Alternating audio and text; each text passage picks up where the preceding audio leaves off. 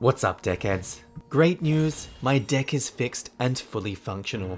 Now that my Steam Deck is back in action, I'm diving into Humble's Deckbuilder Bonanza bundle for some deck-on-deck action to see if these games can really get your strategic juices flowing, or if they leave you as unsatisfied as a guy with a busted deck. So, grab your deck, and let's get started. HELLCARD is a co-op deck builder roguelite that doesn't mess around. If you're not prepared to die repeatedly, it'll chew you up and spit you out. With an average playtime of 11.5 hours, this game makes you manage near and far zones where damage changes based on distance, and each character's own segment attracts enemy fire like a magnet. Teamwork is essential. Sometimes you need to dish out armor instead of attacking, or even sacrifice all your mana to boost your squad. Don't worry if you don't have any friends though, the game offers a single player mode, where you can make imaginary friends to help you on your way. Cards can be upgraded as per usual, but instead of the typical minor boosts, the different upgrade paths that are offered can completely change the card's mechanics. Every upgrade decision carries the weight of a world-changing move, even if it mostly just gets you one step closer to your next untimely death. On the Steam Deck, HELLCARD runs locked at 60 frames per second and offers about 4 hours of battery life, giving you plenty of time to strategize and yes, die a lot. Controls work well with the default layout, though the tiny text and card sizes might have you squinting like you're reading ancient runes. Luckily, you can easily adjust them in the options. If you're up for a punishing yet rewarding challenge where every choice counts, HELLCARD is ready to test your mettle. Just remember, in this game teamwork is key, even if that means occasionally sacrificing a buddy to keep the rest of your deck standing. Fights in Tight Spaces is a deck builder that channels the best of action movies and TV shows. Those epic brawls in the tiniest of corridors. Every fight takes place in a room so cramped, even your anxiety needs to squeeze in sideways just to fit. But thanks to these titular tight spaces, you're constantly pushing, shoving, and even catapulting enemies off rails and down elevator shafts. And yes, it's turn-based, but every move still feels as slick and powerful as a blockbuster fight scene. The gameplay is dynamic. Play attack cards, defense cards, and movement cards to reposition yourself or even force your foes into each other's arms. Every enemy action and trait is laid out on your turn, letting you plan insane combos that leave your opponents tripping over themselves. With classic roguelite elements, branching paths, upgrades, and a variety of starter decks, you can tailor your strategy until you're feeling like an absolute badass. On the Steam Deck, it runs locked at 60 frames per second and offers about 3 hours of battery life, so you get plenty of on-the-go action. The default controller layout is intuitive, making it easy to execute those nail-biting moves, while the unique art style, crisp animations, and action cam effects add that extra cinematic punch. With an average playtime of 14.5 hours, Fights in Tight Spaces delivers a satisfying blend of strategy and pure narrow space carnage. At first glance, this game isn't much to look at, but it quickly grows on you, which is why I'm giving Fights in Tight Spaces the Grower Not a Shower award. If you enjoy watching videos of a grown man talking about his deck while showing you clips of him playing with it, then hit that like button, subscribe, and ring that bell so you never miss a moment of our wild hands-on adventures. Your support keeps my deck standing tall, and trust me, I know a thing or two about keeping it in prime condition. Hadean Tactics is a wild mashup of roguelite deck building and auto-battler action that leaves you scratching your head in the best possible way. Every 7 seconds, you get a turn to draw and play cards that buff your characters or blast the enemy into oblivion. It's like Slay the Spire on a grid. Absurd, but oddly engaging. The default controller layout is about as useful as a floppy disk in 2025, so I recommend customizing your own mouse and keyboard setup, making use of the trackpad. On the Steam Deck, the game runs locked at 60 frames per second and gives you a solid 3 hours of battery life, making it a decent choice if you're willing to tweak your controls. If you're into a strange cocktail of genres that forces you to adapt on the fly, Hadean Tactics is worth a look. Just be prepared to rewire your control scheme for maximum chaos.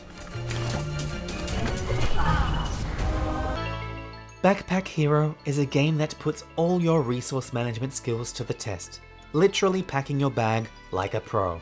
It's not your typical deck builder. Instead, it's all about cramming items into your backpack, using them in encounters, and leveling up by adding inventory squares. Think of it as playing Tetris with your gear, where the right arrangement can give you passive bonuses and save your virtual hide.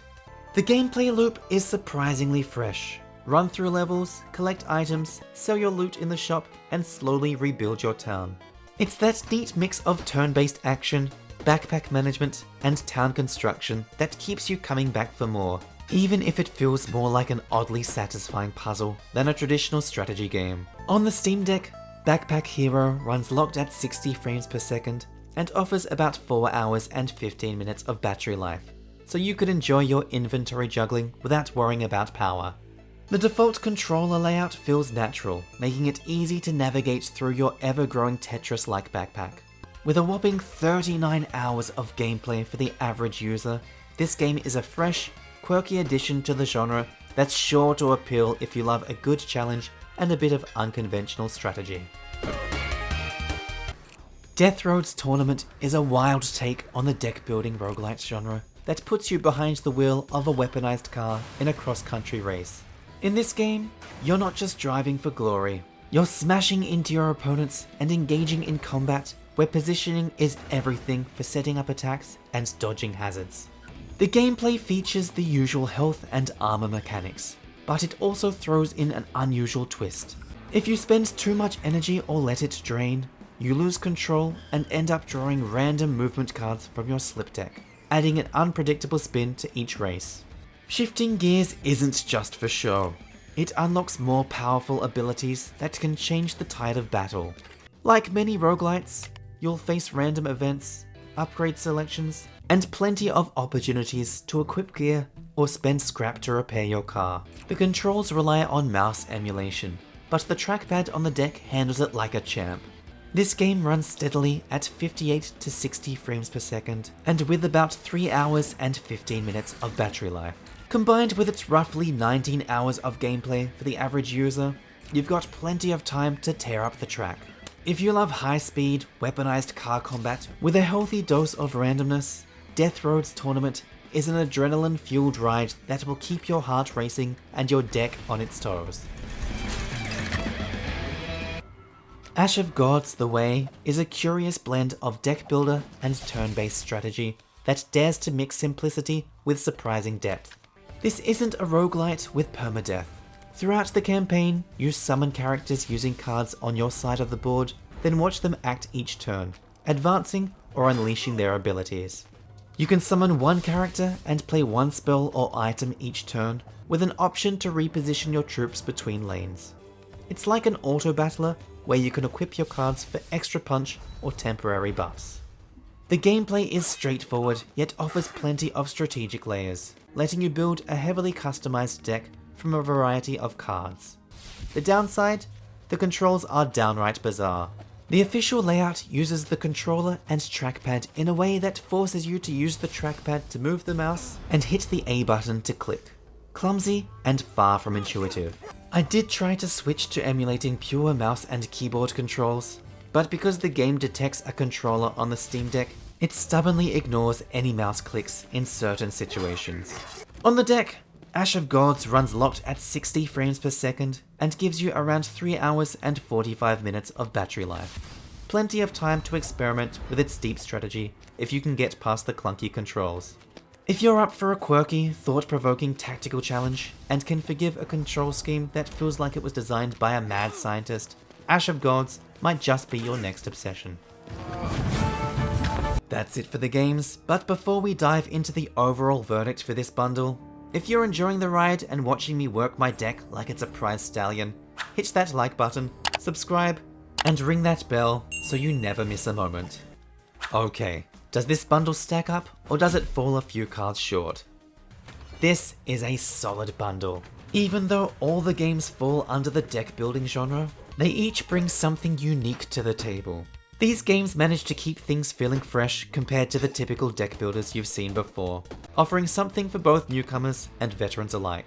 It's a worthy pickup for anyone who enjoys a mix of strategy, roguelites, and some serious deck-on-deck action. See you next time, deckheads.